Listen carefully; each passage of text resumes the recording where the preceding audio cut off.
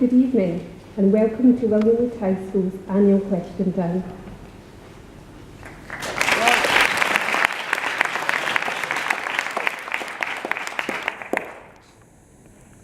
On our panel tonight, Jackson Carlo, MSP for this constituency of Eastwood and Deputy Leader of the Scottish Conservative Party. Representing the SNP, Kirsten Oswald, who is the MP for this constituency of East Renfrewshire. Kirsty Hunter, a secretary of people here at Williamwood. Neil Bibby, a regional MSP for the Scottish Labour Party. And on my far left, Tomy Sheridan, former co-convener of Solidarity.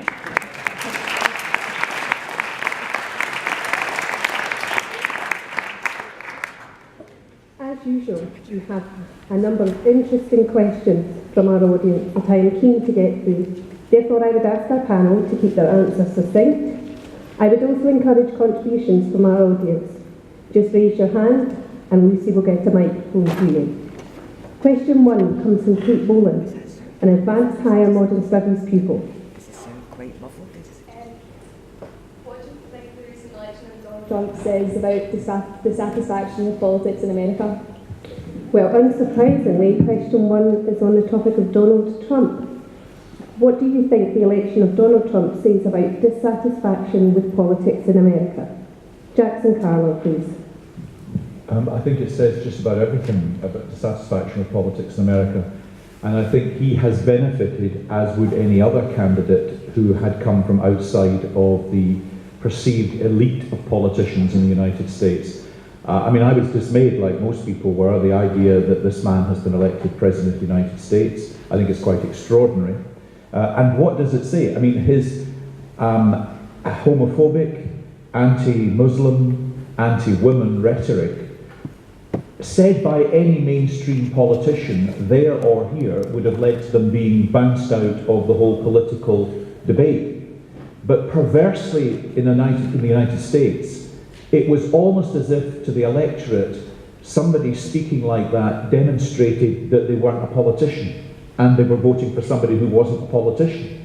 And so ludicrously, I think, that rhetoric ended up serving him well. And, how bad did Hillary Clinton have to be, or how much did she have to be associated in the public mind with the establishment for someone like Donald Trump to win? And, we now all have to deal with the consequences of that. We can only hope that, part of it was a cabaret act for the cameras to try and appeal to the electorate, because it'll be almost impossible to work with or to deal with a president who wants to pursue the consequences of that rhetoric once in office.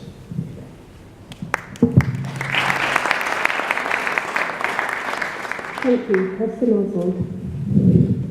Thank you. I do think it is particularly bad news for almost everybody that I can think of that Donald Trump has been elected to be the President of the United States. It's almost the kind of phrase that you think, is that real when you're saying it? It seems so inconceivable, but it is real. And it's particularly dangerous, I think, to think about it in the kind of terms I've been hearing at Westminster. We are hearing that, it's probably going to be okay. He didn't mean it. Well, if he didn't mean it, why did he say it? That means that he is nothing but a liar. If he did mean it, he is all the things that Jackson just described. He's a misogynist, he's a racist, and all kinds of other dangerous things too. I think it's a really worrying time for all of us. I think it says certainly something about dissatisfaction with political elites. I think that's undeniably true, and it's something that we should all consider very carefully. As somebody that is pretty new to this, I think it's very interesting to see that is the way that America has treated what they felt were the political classes. I'm not sure it had much to do with Hillary Clinton, for what it's worth. I think it was the fact that politicians were seen as too remote and not accessible enough and not really caring for the needs of the people that they should be looking after. So that's certainly something that every politician should remember. And they should also remember that words do matter. The things he said are never acceptable, and I think that it's important that we all say that loudly and clearly.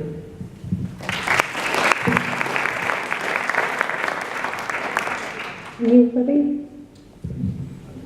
I think it's clear from the election in America, people there are fed up with living standards, economic growth and a lack of jobs in the economy. And there's a sense of powerlessness hopelessness amongst people, and people being very concerned about the state of the economy. And in a number of the states that Donald Trump won, the post-industrial states, where there's a lot of industry, for example, states like Michigan, there's a lot of jobs there.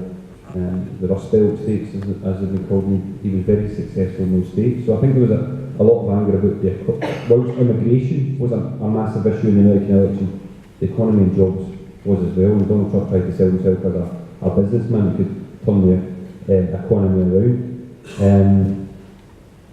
But as I mentioned about immigration, he did make immigration, and particularly the issue about Mexico and Mexicans coming into the country, a major issue. And let's be clear, immigrants aren't to blame for the problems in the American economy. Immigrants aren't to blame for any problems in the British economy. And I think one of the Democrat nominees, Bernie Sanders, who stood for election on the platform of taking on the vested interests of the billionaires on Wall Street, who are to blame for the global economic crash in 2007 and many of the issues that there are in the economy. So in actual fact, I think, yes, there is an anger with the political elite because there hasn't been enough action taken since that global economic crash to reset the economy in favour of working people.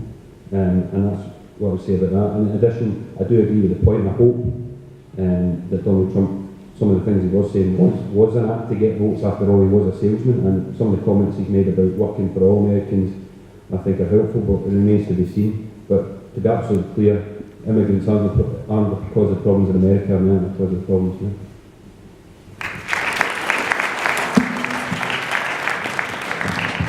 Leslie Hunter. Like the others have said, I don't think it's necessarily a dissatisfaction with politics, but more with those who are considered to be the political establishment, which is a trend we've also seen with Brexit, although I don't know that the political establishment is necessarily an entirely bad thing. Clinton was described as the face of the establishment, yet she's perhaps the best qualified candidate we've ever seen as president, although obviously she had her faults as well. And though it's compared to Brexit, I think the fault lines were drawn in completely different areas. When we saw the way the vote was divided over Brexit, it was mainly on education and it was on income. Whereas in America, when you look at the statistics, race plays a major factor. 45% of white female college graduates voted for Trump, so it's clearly not gender, despite what Trump said throughout the course of the campaign. And it's not about education. If you take away the white vote from America, every single state would turn to Hillary Clinton. So while I don't think people weren't necessarily being racist voting for Trump, race played a huge role in the campaign, and I think sexism may well have done too. The election with Donald Trump says a lot about America, much of which isn't exactly positive, but it also says that America is angry. There's people who think they've been forgotten. They voted for Trump because they felt their voices weren't being heard, and they will be heard for the next 4 years, and we'll see where that leaves America.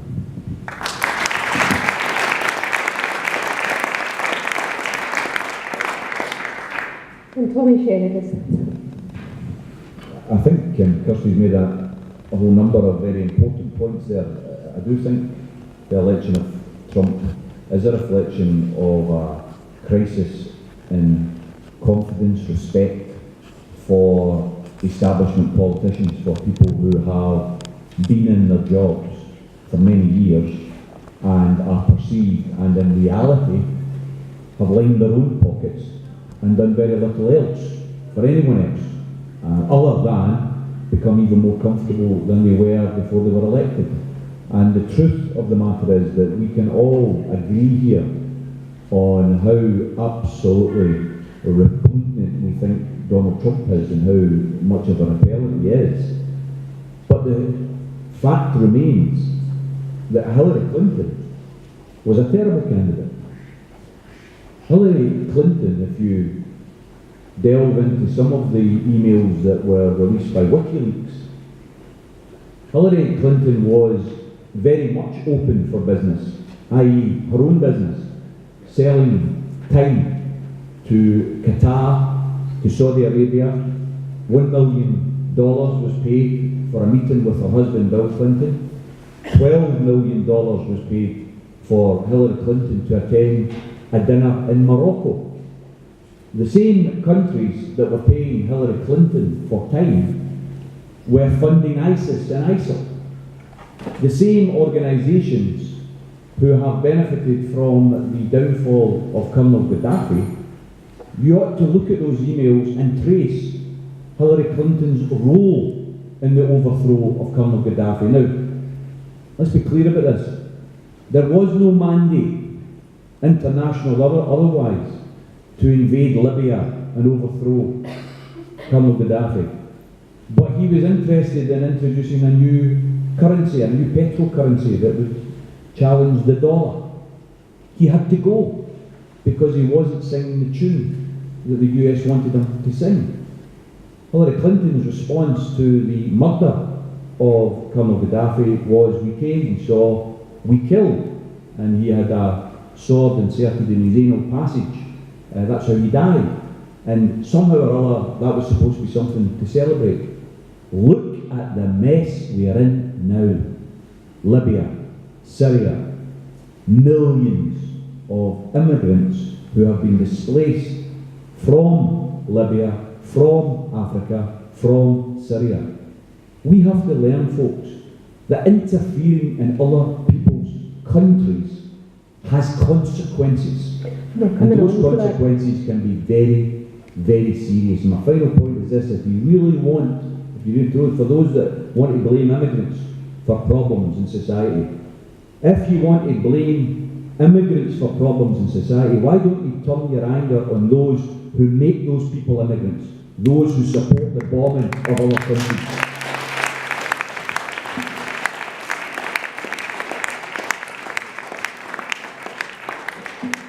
Thank you. Question 2 comes from Catherine Crew.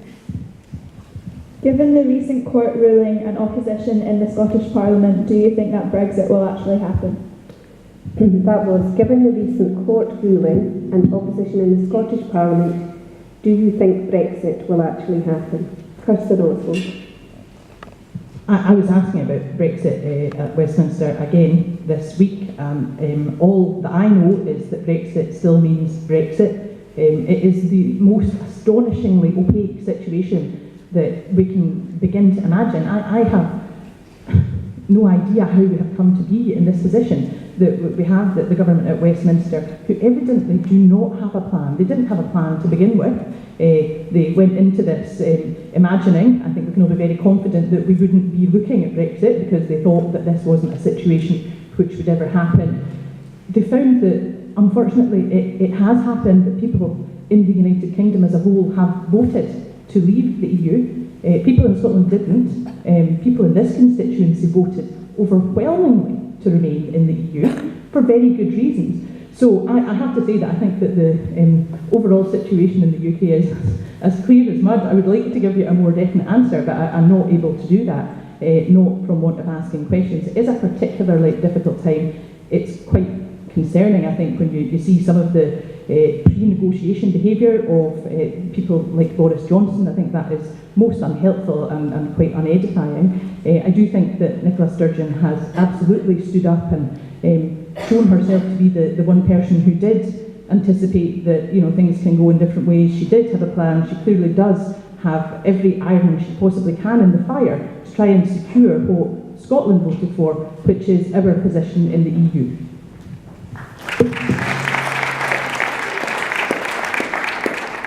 Kirsty Hunter. I think the short answer is, much as I hate the idea, I think Brexit will happen, because if it is put to a vote for Parliament, like the recent ruling in the High Court suggests will happen, the problem is, do MPs vote with their constituencies, or do they vote for what they believe will be the best for their country? And that's a decision I'm very glad I don't have to make. But what I think the vote in Parliament can be used to do is to negotiate with the government to force them to reveal what their plans are for Brexit. We've had, as Kirsten said, Brexit means Brexit, and we've had nothing since then, which gives us no faith that our government actually know what they're doing. And since there is this lack of faith in the government, what we have to do is make sure that the law is upheld at every single turn. And that's why the attack in the papers on the 3 judges is disgraceful. The government should have come out far stronger in their defence of the judges, even if their decisions put them at a disadvantage, because you can't have the population thinking that as the government behaves, so should we, and that the law is only relevant when it suits you.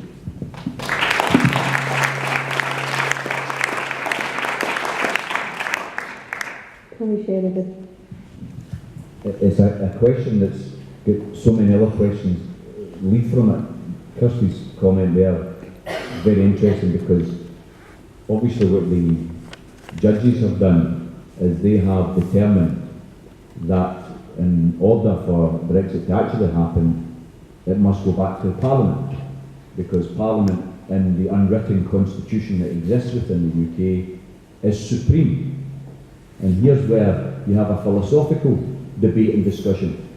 We don't have a written constitution, which is wrong. We should have a written constitution. Everyone should be able to know what your rights and your responsibilities are. We have a non-written constitution in the UK, and they're saying that Parliament is supreme. Parliament can change any law. Parliament could pass a law that you're not allowed to spit in the streets of Paris. To pass a law, it doesn't even mean it's going to happen, but they're allowed to do that. The point I would make is, where do the people fit in? Because if you've got a referendum that expresses the will, whether you like that will or not, then should that trump Parliament? Or is Parliament more important than the expression of the will of the people? There is clearly, for those of us who believe in independence, there is clearly a cogent argument to say, well, it's okay to talk about the will of the people in England and Wales, because they did vote to exit Europe. But the people of Scotland didn't. But even that, and I'm sorry, but even that has got a lot of complications. I remember picking up a copy of the Daily Record in Sainsbury's, not buying it, just reading it, the day before the Brexit vote. And it was a remarkable front page. Some of you may remember seeing it. And what was remarkable about it was there are 5 political parties represented in the Scottish Parliament, and there was pictures of every one of the leaders of the 5 parties in the Scottish Parliament, and every one of them were united, calling for a Remain vote, calling for the people of Scotland to vote Remain. And absolutely correct, Scotland did. But 39% of Scotland voted to leave. 39%. I was one of them. I was one of them who voted to leave, because I think the European Union as an institution is fundamentally corrupt and undemocratic and certainly anti-socialist. So as a socialist, I certainly couldn't support the European Union. But the question is this: if all of the 5 political parties and political leaders in the Scottish Parliament were calling for people to vote Remain, then who was speaking for that 39% of Scots who voted to leave?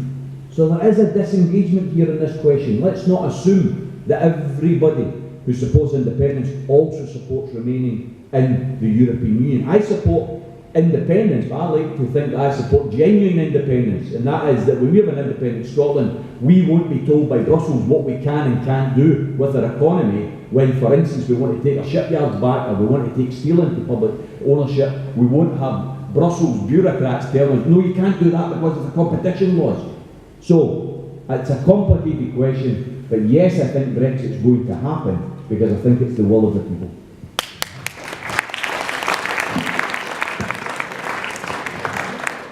Nobody? Yeah, I just agree with the last point Tommy made there. I do think Brexit will happen because of the will of the people expressed during the referendum on the 23rd of June, and I and the Labour Party accept and respect the result. But I think what's imperative now is that we fight for the best possible Brexit deal that we can get. That although a decision has been taken that the United Kingdom will leave the European Union, there is no, and there's a mandate for that, there's no mandate for the terms of Brexit, and I think that's a very important point, and that's where the Supreme Court ruling on the UK Parliament's scrutiny of the Brexit negotiations is very, very important, and it's absolutely vital that the Parliament, UK Parliament, has a scrutiny role over those negotiations and the triggering of Article 50. I think that's absolutely correct, because there is no Brexit plan at the moment, and I think that's probably because David Cameron and nobody really thought there was going to be a Brexit vote. So we have to, if we're going to leave the European Union, we absolutely have to get this right, and it has to get maximum scrutiny of the terms of leaving the European Union. I'll give you two examples. One example is we absolutely must protect the workers' rights that are enshrined in European Union law. The Great Repeal Act that's been talked about by the Prime Minister cannot be an excuse for diluting any rights that people have gained through employment in this country, and that is an absolute red line for the Labour Party, and I'm sure it will be for other people as well. That's just one example. There's many other examples as well. We need to look at to see how we can maintain access to the single market.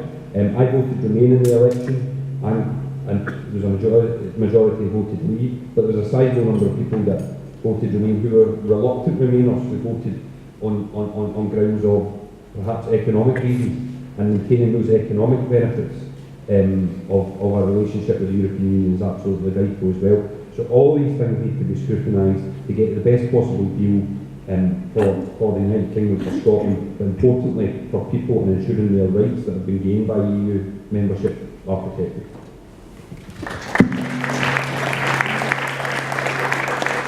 And finally, Jackson Carlo. Thank you. Actually, I agree with a little bit of everything that's been said. And I'll start with the point that Tomy Sheridan was making, because he's right. The Scottish Parliament is meant to be a proportionally elected Parliament, and by being a proportionally elected Parliament is therefore meant to better represent the overall balance of opinion in Scotland. And only 7 MSPs voted to leave in the debate we had in the Parliament. If the Scottish Parliament had reflected the vote in the country, it would have been nearly 48 MSPs who would have voted to leave to reflect the public.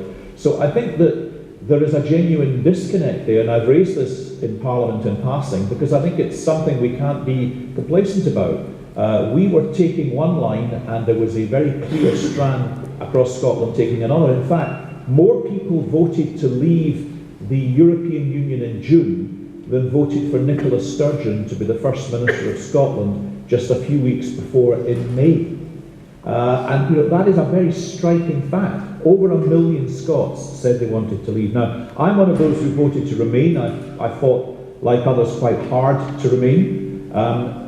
In the Scottish referendum, I voted to stay in the UK, but Alex Salmon quoted me more than once in the Scottish Parliament because I said that if I lost the independence referendum in 2014, I would have manned the barricades with every other Scot to get the best possible deal for Scotland from the rest of the United Kingdom as an independent country.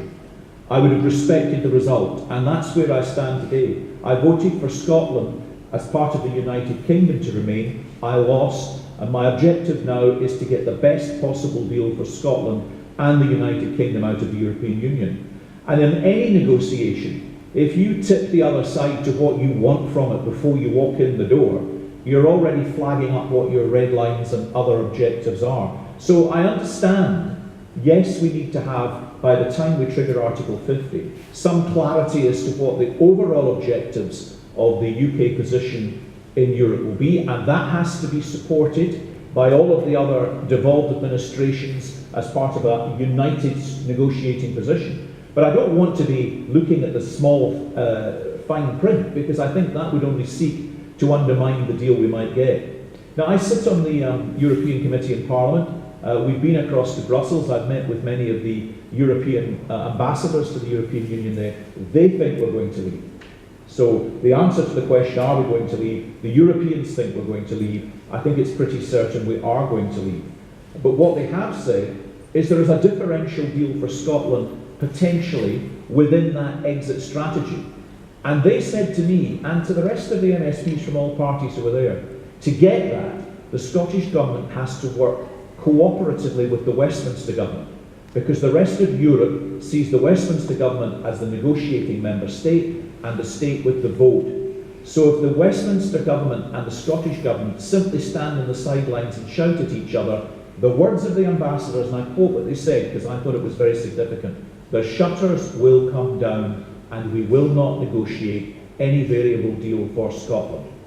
So Nicola Sturgeon strutting across Downing Street tarmac to posture before the cameras, whatever Kirsten may think about her showing great leadership, the leadership she has to show now, as the Mayor of London is showing this week by saying London's open for business and working with the government to get the best possible representation of London's agenda, what Nicola Sturgeon has to do is to ensure that the best possible negotiating position for Scotland in Europe is the one we now all fight together to secure. Because there's no point, there's no advantage to us leaving the European Union and finding Scotland at a second best deal because we were fighting amongst one another.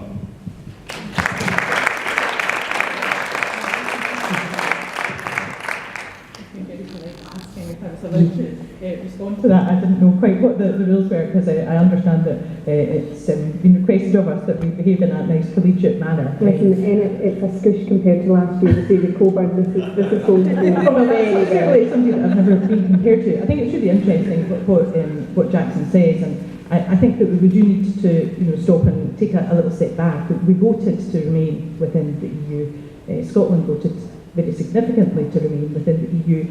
East Renfrewshire voted overwhelmingly to remain within the EU. And we do need to take account of that. We need to take full account of that.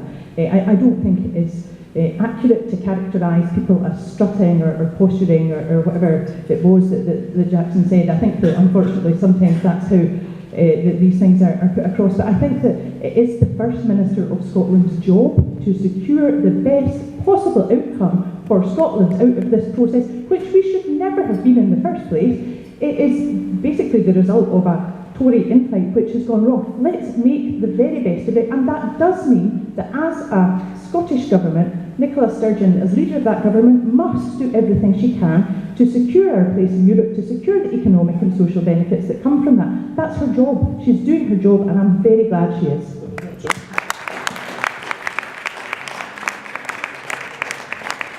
It's getting interesting. Okay, this is where I gently remind you that I would like contributions from the audience. It normally kicks in at around question 3, and I think given the topic of question 3, it's